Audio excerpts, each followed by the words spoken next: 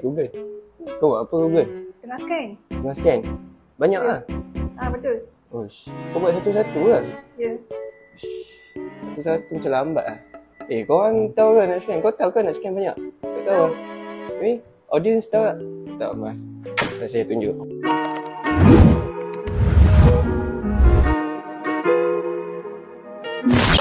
Okay guys, nak tunjuk tutorial untuk korang yang nak scan multiple dokumen kepada satu PDF menggunakan Glass. Ini untuk model mesin Konica lah. Every Konica dia proses dia sama je. Tapi ini model 280, kita tunjuk cara 280 dulu. Okay, mari sini. First, kita masuk scan and then kita pergi ke scan setting. Kemudian kita on separate scan.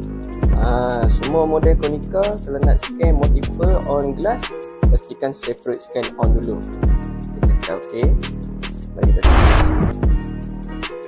first kertas, tekan Glass, tutup, pilih nama yang nak scan and then tekan start button.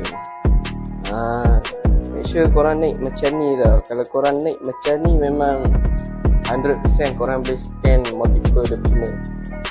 Kalau dia tak naik macam ni, orang kata korang scan satu dokumen lah. Kita letak satu lagi kertas,